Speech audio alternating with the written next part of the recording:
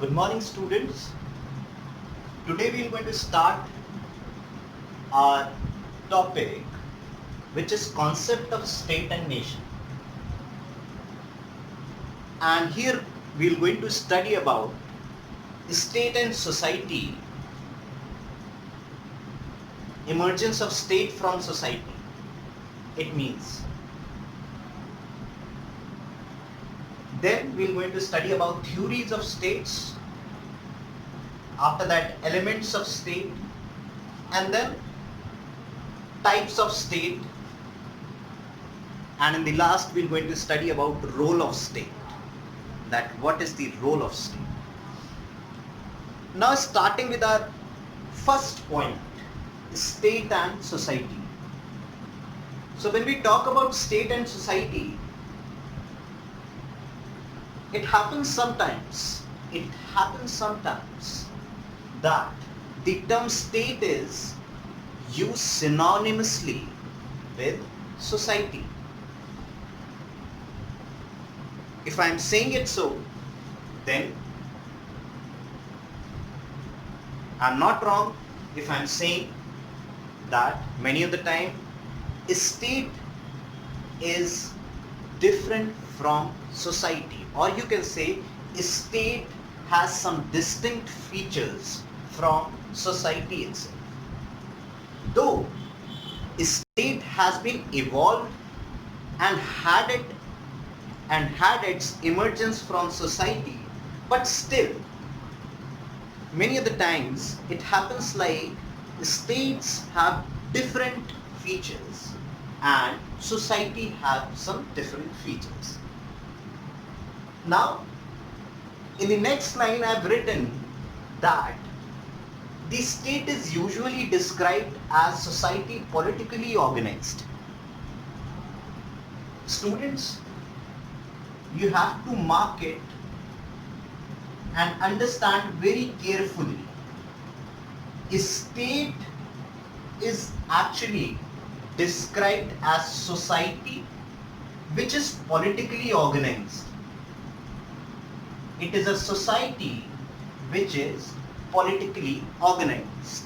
Means the statement is itself saying that a state is a society.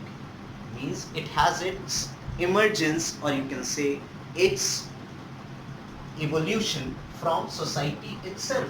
But I'm saying that the state has some distinct features many of the time. Now in the next para, I say that society is an association of human beings. Again, society is an association of human beings which fulfills all their needs of life from cradle to grave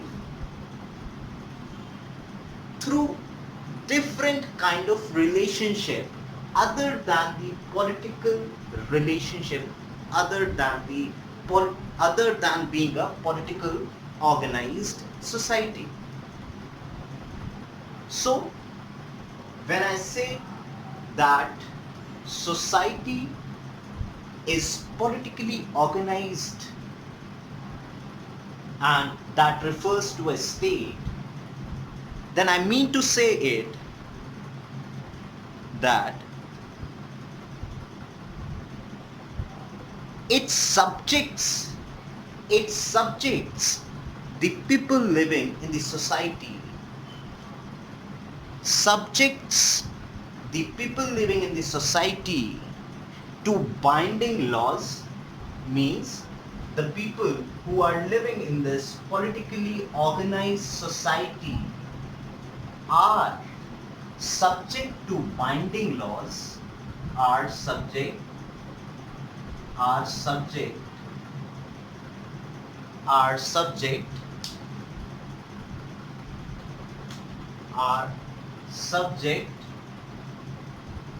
to binding laws,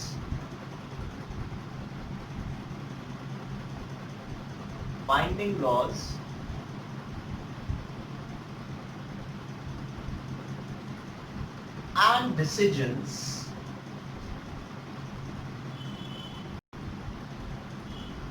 provide for order and security and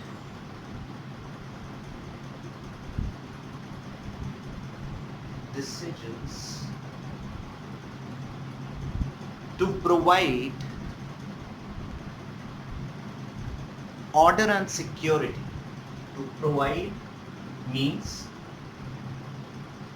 the state is usually described as society politically organized, which means it is saying that the people, the individuals living in a society are subject to binding laws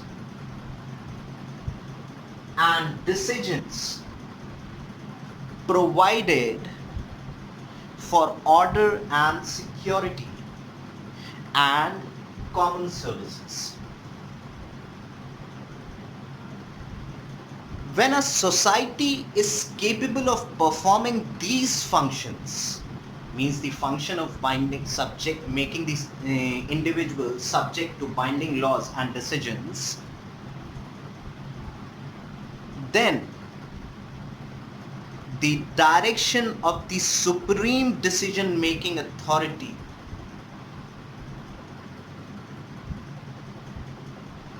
binds them to being the subject of laws and decisions. And this sole ingredient makes a society politically organized as qualified as an state. Means if a society politically organized having the character of some supreme authority is making the individuals subject to binding laws and decisions of those supreme authorities, then after qualifying these ingredients, the state is termed as the political organized society is termed as state.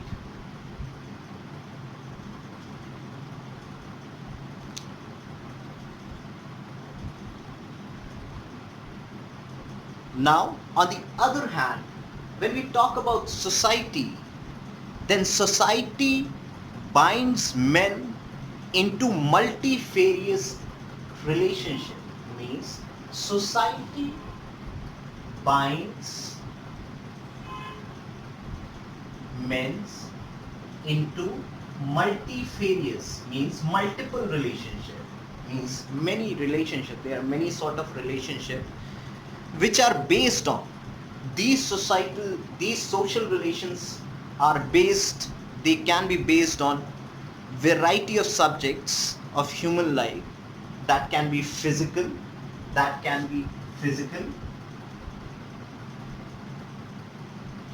emotional,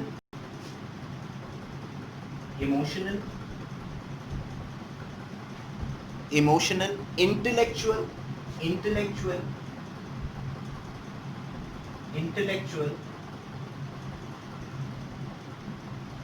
spiritual, and so on.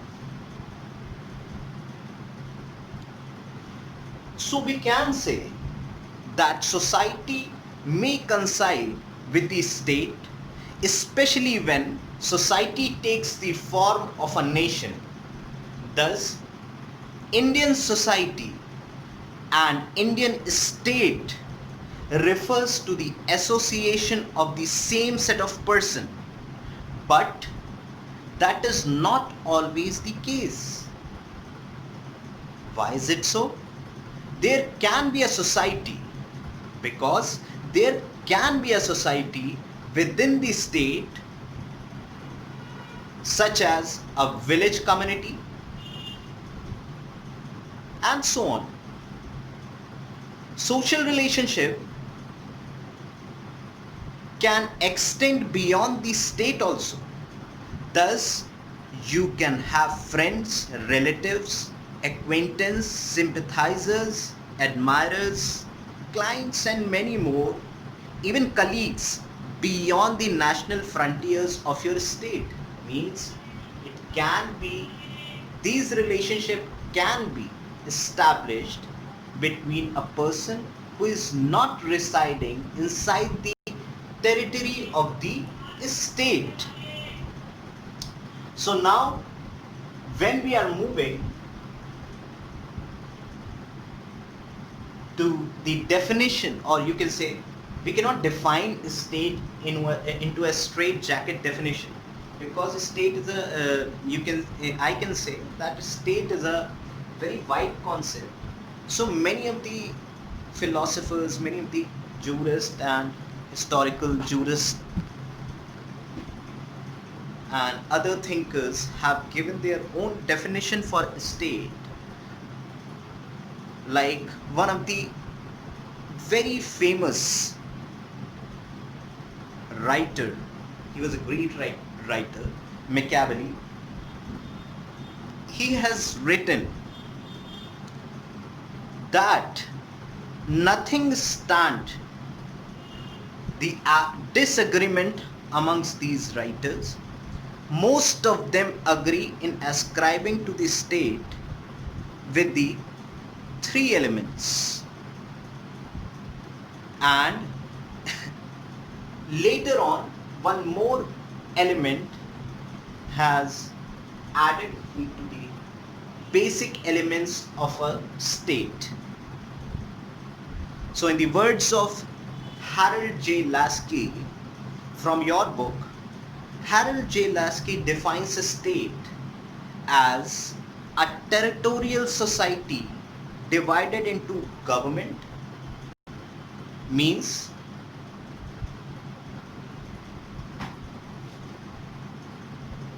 Harold J. Lasky was of the view, means Harold J. Lasky was of the view that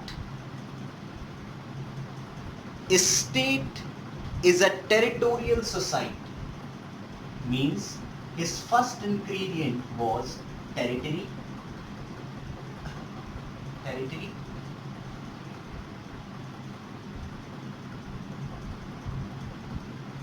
Then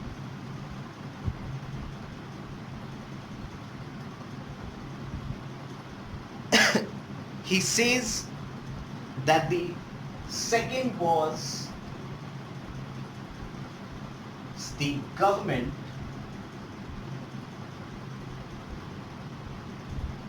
Above all, the first element was population,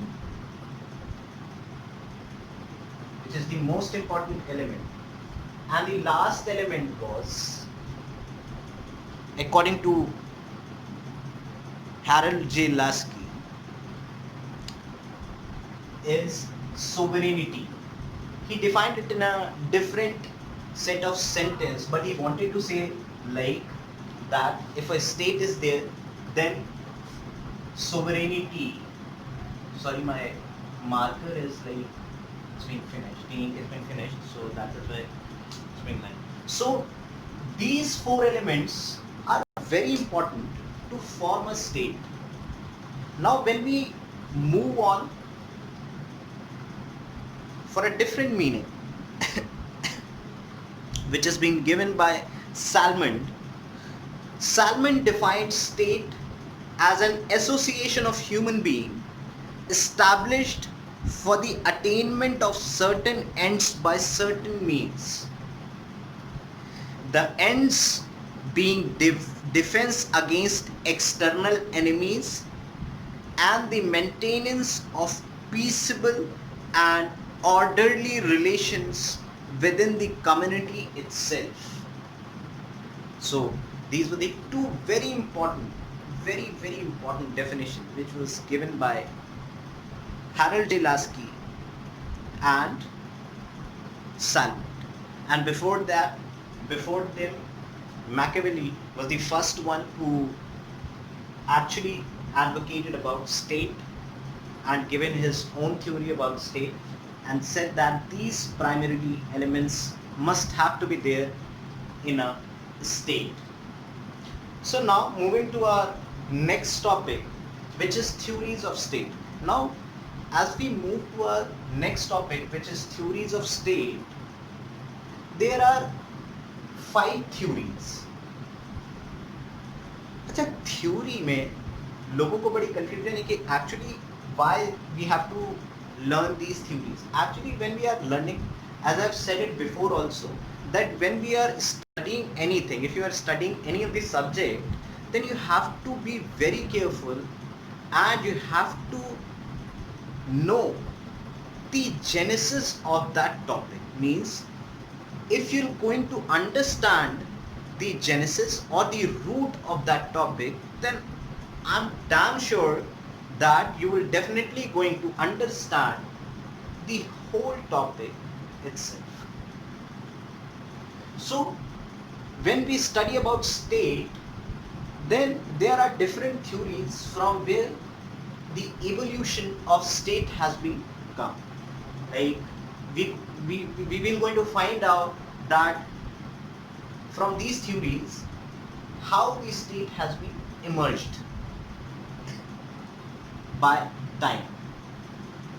So theories of kinship is the first one. Theories of kinship means that in the primitive times, society, or you can say the society, was linked up on the family relationships, on the blood relationship in the primitive times, in the early times. So from there we have got the idea of villages. There were different villages in a society, and those villages had formed this theory. Now as we move on to our second theory, which is patriarchal theory, it says that in this society the supremacy, means the authority, as we have talked about the authority in the definition of the state previously, like subjects to binding laws and decisions. So here in this patriarchal theory, the binding authority was somebody male, somebody who is a male, and he is the elder one in the family, but he has to be a male. So in patriarchal theory, the dominance of the male was there, and the supremacy of male was there. And later on,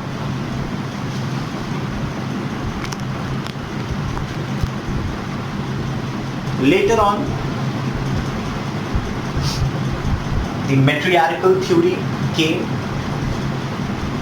in the same way.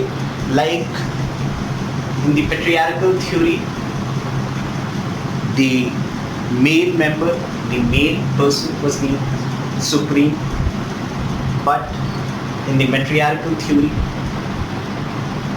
it relates from the women. So women were the key holders in this theory. So from this theory, now these are different set of theories from which we are understanding that how the state has been evolving from ancient times to the current position. Means in the current society, what is exactly the society is based on which theory. Then after that came the divine theory, where the representative of the gods, and the gods were made supreme, and the laws and the supremacy of the representatives of the gods were there, like churches, temples, and each and every religious monuments and places were the key holders of the supremacy, and from there the society was controlled. Later on, the social contract theory was evolved, and this is a very important theory. We're going to discuss it more elaboratively in our next class. Elements of the state. Next point is element of the state. We have already discussed in the definition that there are 4 types of elements which is very important to form a state, and those 4 elements are population, territory, government, and sovereignty. And the last topic is the types of state. Types of states is actually, we are talking from Oriental Empire, that the people who were living near the bank of rivers and how they were leading towards the society and how they are managing their society. Different set of peoples, like in China near the bank of Honghu, like in India near the river of Ganges and river Indus river, which in Hindi we call it Sindhu Nadi. So how the Indus Valley civilization evolved from the banks of the rivers, and later on the Chinese civilization, and so on, and later on Mesopotamian civilization. All these civilizations are started from the bank of river, and these empires were known as Oriental empires. Later on, Greek city we're going to talk about how the Greek city has been evolved as a state. Then the Roman Empire, most influential empire, and most of the countries are still adapting many of the things from the Roman Empire. Then after that, feudal system.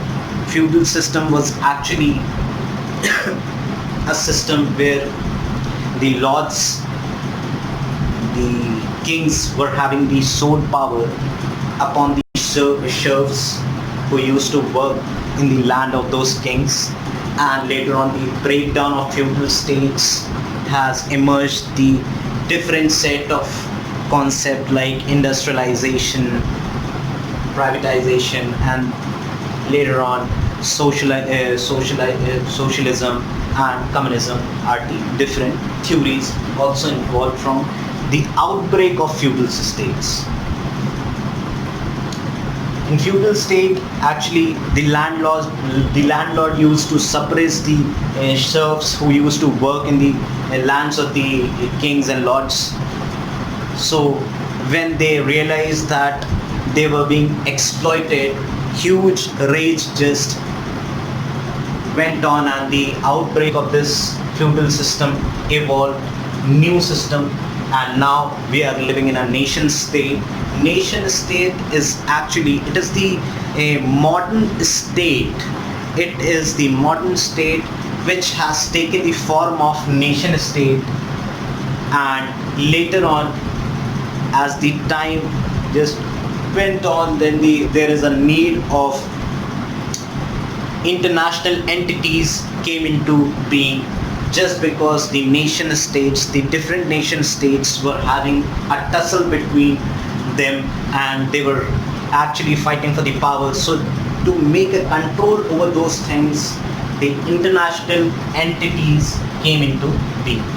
So we're going to study more of the topics in the next class, which is on Monday. Thank you for then.